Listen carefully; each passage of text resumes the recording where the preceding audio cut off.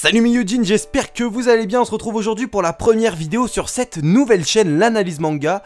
Aujourd'hui on va parler d'un manga que vous devez certainement connaître. Il s'agit tout simplement d'Assassination Classroom.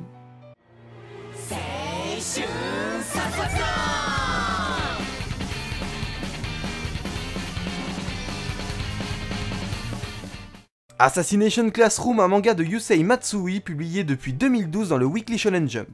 Alors pour ceux qui ne connaissent absolument pas, Assassination Classroom est en fait un manga d'action-comédie dans lequel on suit le quotidien d'une classe de lycéens. Et cette classe de lycéens mise à l'écart de tout le reste du lycée aura qu'un seul objectif cette année, tuer leur professeur. Leur professeur n'est autre que Monsieur Koro, un poulpe lunatique qui a déjà détruit 90% de la surface de la Lune et qui a décidé de détruire la Terre si personne n'arrivait à l'assassiner avant la fin de l'année scolaire. Une récompense de 10 milliards de yens est promise à celui ou ceux qui arriveront à tuer Monsieur Koro. Le véritable problème que vont rencontrer les étudiants, c'est que ce poulpe semble immortel et qu'avec sa vitesse, il est quasiment intouchable. Comment les étudiants vont-ils parvenir à tuer leur professeur avant la fin de l'année? Et surtout, pourquoi ce poulpe a décidé de venir enseigner dans cette classe? Voilà, après ce résumé un petit peu...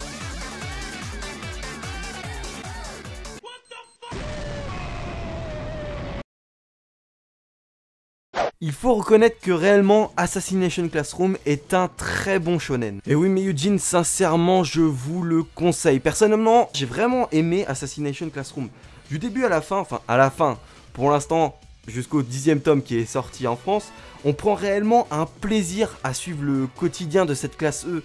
Entre les différentes tentatives d'assassinat, de plus en plus folles et sophistiquées, parce que oui, il faut le reconnaître, entre la petite fusillade banale du premier tome et les gros plans très sophistiqués du 10e tome, sincèrement, on a un fossé juste énorme, et voir cette évolution en termes de réflexion pour les assassinats, c'est juste excellent. Et pour être honnête avec vous, sincèrement, j'avais peur qu'au bout d'un moment, l'auteur commence à s'emmêler un petit peu et tourner en rond en ce qui concerne les tentatives d'assassinat, parce que forcément inventer un scénario tout autour et des gags, faut pas oublier les gags, tout autour d'une tentative d'assassinat, j'avais peur qu'on commence à tourner en rond, à faire 40 fois la même chose, et puis finalement non. À l'heure actuelle, Kana a publié déjà 10 tomes en France, et pour l'instant j'ai lu le tome 10, et il n'y a aucune tentative d'assassinat qui se ressemble, et c'est toujours de plus en plus marrant et de plus en plus sophistiqué.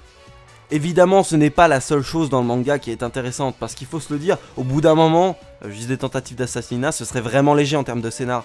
Bien évidemment, il y a pas mal d'autres choses vraiment très intéressantes. Rien que le mystère qui plane sur Monsieur Koro et toute son histoire, on a réellement quelque chose qui, pour l'instant, reste assez vague, forcément, mais qui donne envie d'approfondir tout ça et d'aller lire les tomes pour pouvoir enfin comprendre d'où vient ce Monsieur Koro, d'où sort-il et pourquoi est-il là. Et dans le scénario principal, on a également une autre problématique qui est soulevée, c'est le fait que, comme je vous l'ai dit tout à l'heure, la classe E est isolée du reste du lycée et dans un bâtiment à part, étant donné que tous les étudiants qui la composent sont considérés, pour le lycée et pour leurs notes, comme des cancres. Et la politique du lycée veut que tous les étudiants les plus mauvais se retrouvent dans la classe E et soient considérés comme des moins que rien. Et vraiment, on a tout un développement autour de cette notion qui est réellement super intéressante. Il y aura des chapitres entiers consacrés à des examens pour la classe E. Et c'est con ce que je vais dire, mais réellement, je sais pas, ça devient super intéressant de voir ces étudiants être en examen. C'est un truc totalement con, mais... Enfin, je sais pas, j'aurais jamais pensé dire ça, que voir des gens réaliser un examen c'est super drôle, mais... Enfin, drôle, c'est super intéressant, mais bon, vous le savez, les japonais, ils ont toujours le don de rendre épiques les choses les plus banales de ta vie. Et ben, en l'occurrence, un examen, le truc le plus stressant et le plus casse-couille pour tous les étudiants, ils arrivent à en faire un truc super intéressant, et c'est presque un combat. Enfin, l'auteur a tourné ça d'une manière que ça rend les examens super intéressants à voir. Un dernier point que j'aimerais soulever dans cette vidéo et qui m'a réellement fait aimer ce manga Assassination Classroom, c'est l'évolution psychologique des personnages. Alors peut-être que c'est pas vraiment la chose la plus importante quand on lit un shonen. La plupart du temps, tu veux voir l'évolution physique, l'évolution du personnage, est-ce qu'il va devenir plus fort que les autres et tout ça. Mais là, pas du tout, c'est vraiment l'évolution psychologique qui m'a fait aimer ce manga. C'est vrai que quand t'es étudiant, du jour au lendemain t'es plongé dans des missions d'assassinat pas possibles, et que ton quotidien c'est du je travaille et à côté de ça je dois tuer mon prof, et bah vraiment tu vois une évolution psychologique des personnages qui se rendent de plus en plus dans le rôle d'assassin, mais ils évoluent chacun à leur manière et à une vitesse différente. Et c'est vraiment super intéressant. Enfin, personnellement, moi j'ai kiffé ce point-là. Après, certains pourront être totalement en désaccord avec ce que je dis. Moi, personnellement, voilà, c'est quelque chose que j'ai apprécié, c'est quelque chose que j'ai remarqué, je tenais à vous en faire part. Après, on n'est pas tous d'accord, bien évidemment. Laissez vos avis dans les commentaires, faites-vous plaisir, critiquez ce que je dis si vous voulez, il n'y a pas de souci. Voilà les Yujin, je vous ai exposé tout ce qui fait que j'aime à l'heure actuelle Assassination Classroom.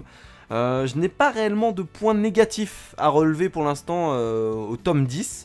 Voilà, pour l'instant du tome 1 à 10, j'ai rien vu qui m'a réellement déplu dans ce manga. Je pense que beaucoup d'entre vous pourront trouver des choses qui déplaisent.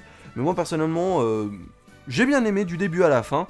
Après voilà, c'est vrai que j'ai plus ou moins peur de la suite. C'est-à-dire que j'ai peur que la fin soit bâclée un peu vite, que les réponses soient données un peu trop rapidement. Ou alors que les réponses soient totalement merdiques et absolument pas cohérentes avec le reste du scénario.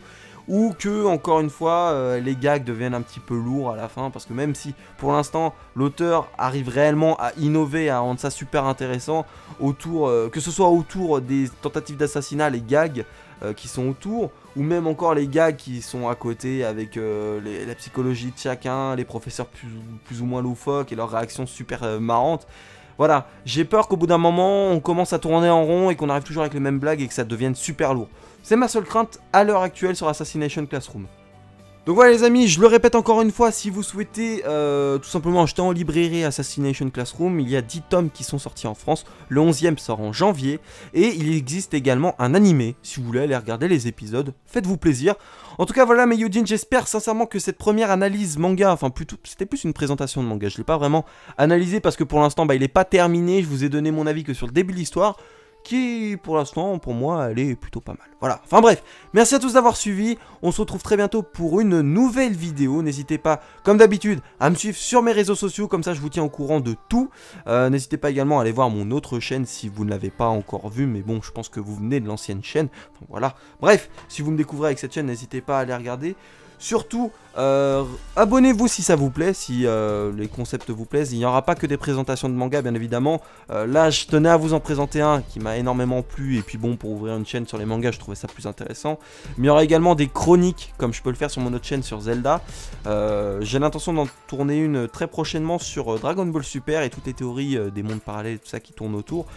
Et sur la suite de l'histoire de Dragon Ball Super, j'ai vraiment l'intention d'en faire une dessus. J'en ferai certainement sur d'autres mangas. Et je vous présenterai dans une prochaine vidéo également le roman de Jiraiya. Voilà, merci à tous mes Yujin, prenez soin de vous, à très bientôt, c'était Hiroum, ciao.